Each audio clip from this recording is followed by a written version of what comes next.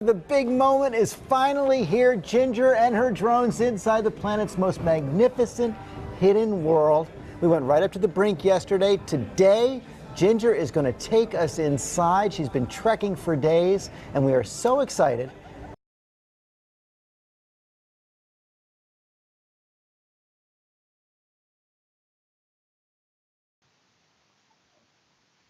Qui sont Yajouj et Majouj?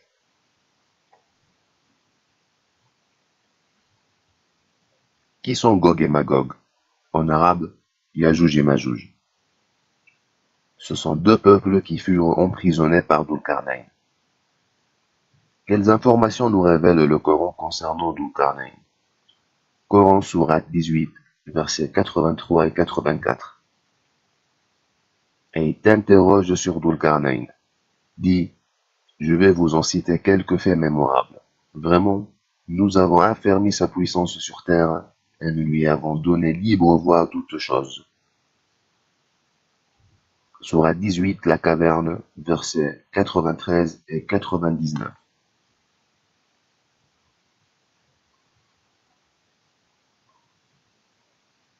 Sourate 18, la caverne, versets 93 à 99.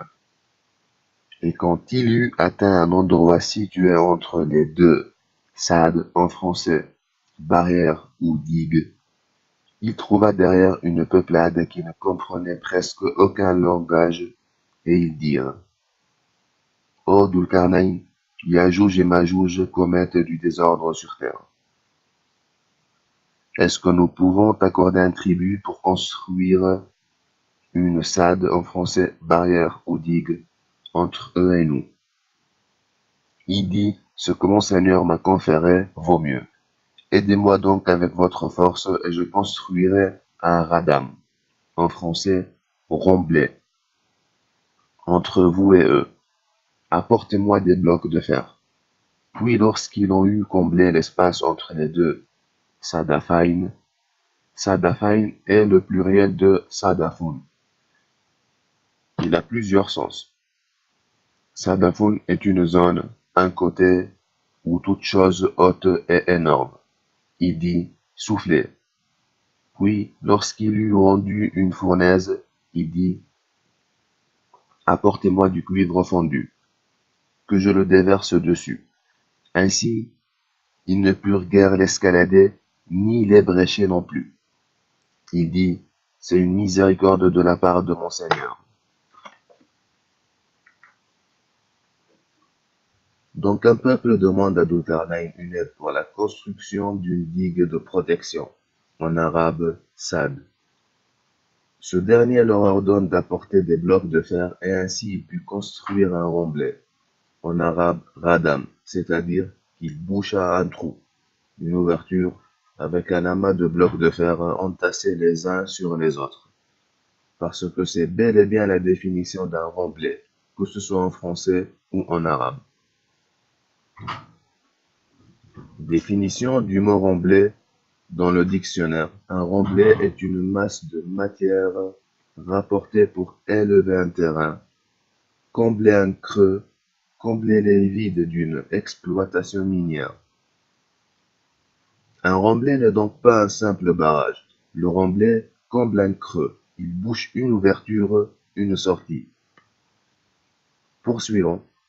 Nous apprenons que Dulkarnain consolida et fortifia le remblai en déversant dessus de l'airain en fusion. Gog et Magog sont donc emprisonnés dans les profondeurs de la terre grâce à la réalisation du remblai par le rassemblement des blocs de fer qui atteignent 2 niveaux. Toutes leurs tentatives répétées pour en sortir seront infructueuses.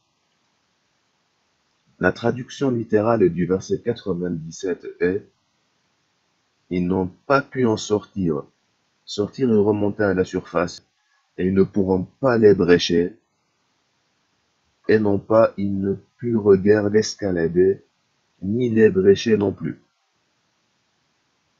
Comment des hommes pourraient-ils vivre dans les profondeurs de la terre?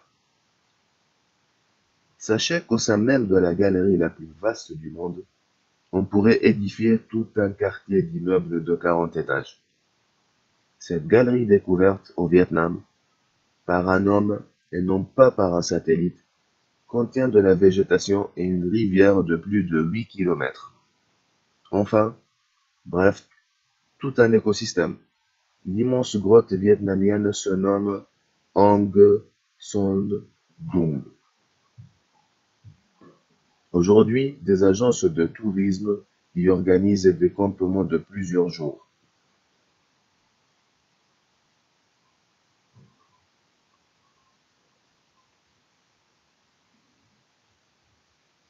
Les scientifiques avouent sans complexe qu'ils n'ont même pas pu explorer 20 kilomètres du manteau terrestre. Il ne serait donc pas impossible qu'une seconde grotte aussi vaste puisse exister. À la fin des temps, le remblai sera détruit, et Gog et Magog feront surface sur Terre. Ils seront si redoutables que personne ne pourra les vaincre. Jésus et ses compagnons prieront Dieu de les exterminer. Alors, Gog et Magog tomberont tous à la fois comme un seul homme. Jésus et ses compagnons pourront ainsi redescendre du mont Tour sans craindre d'être agressés. Mais les cadavres de ces peuples seront si nombreux que l'odeur sera immonde. Dieu enverra des oiseaux qui s'en débarrasseront. Les oiseaux sont décrits avec de longs coups, comme s'il s'agissait de vautours. Le mont Tour est la montagne de Moïse. Certains disent qu'elle est en Égypte, au Sinaï, mais d'autres pensent qu'elle se trouve en réalité en Arabie. Est-ce le Jebel El Laouz, dont le sommet des montagnes est noirci, brûlé, au pied duquel se trouve un autel en pierre sur lequel sont gravés des taureaux sacrés égyptiens et des veaux?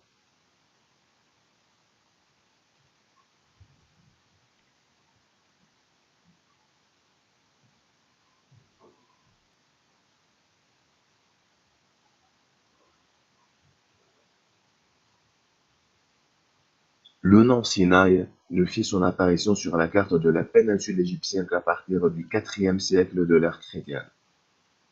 C'est l'empereur Constantin qui a donné le nom de Sinaï à la péninsule triangulaire qui se situe entre l'Égypte et la Palestine. Citons John Kaiser. Le monde chrétien a longtemps cru, depuis l'empereur Constantin, que la péninsule dite de Sinaï est en fait l'endroit où se situe la légendaire montagne dont il est fait état dans l'Ancien et le Nouveau Testament, et où l'on dit que Dieu aurait parlé à Moïse. Ce que la grande majorité des gens ne savent pas, c'est que l'emplacement de la montagne biblique est en effet le résultat de l'opinion personnelle de l'empereur Constantin. Dans le Nouveau Testament, la mention se trouve au chapitre 4 de l'Épître aux Galates. Paul nous dit, au beau milieu de propos allégoriques au sujet de la personne de Hagar, que le mont Sinaï est en Arabie. C'est dans le Nouveau Testament, ouvrez différentes Bibles et vous constaterez que les mots seront presque toujours les mêmes. Car le mont Sinaï est en Arabie.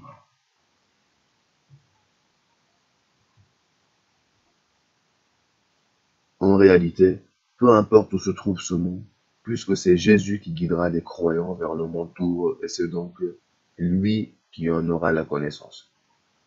Une fois Gog et Magog anéantis, s'ouvrira une ère où la paix et le bonheur régneront partout sur terre. On ne se fera plus la guerre nulle part. Nul humain n'aura d'inimité ni de rancœur pour un autre. Même les bêtes sauvages et les serpents deviendront inoffensifs. La bénédiction apparaîtra partout sur terre. La paix mondiale durera 7 ans. Puis, Jésus mourra à l'âge de 40 ans. The Bible. I felt then I want to come in here to Saudi Arabia and see it for myself. I want to be able to say I have seen this place.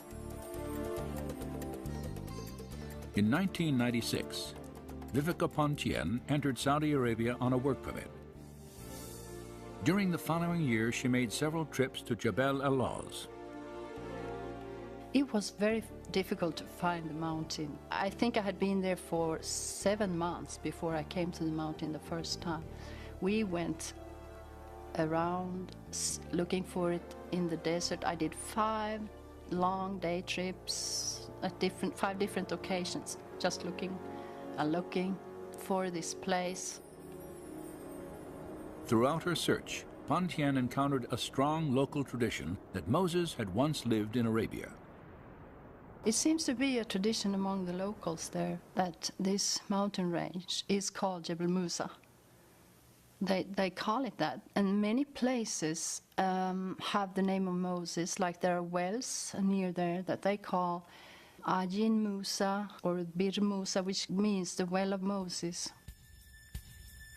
When Pan Tien finally reached Jebel al-Lawz, her attention was drawn to specific features of the mountain that resembled the biblical description. Most prominent was a jagged peak, more than 8,000 feet in elevation, and blackened as if scorched by fire. And at its base, an enormous pile of boulders, at least 15 feet high and 60 feet across. The flattened top of this structure had the appearance of being man-made, and etched into its rock faces were petroglyphs of bovine creatures, cattle and bulls.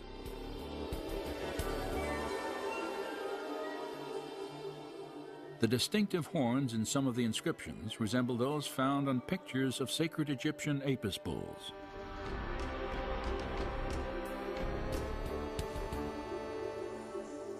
Could these stones be the remains of an Israelite altar, once built at the base of a holy mountain?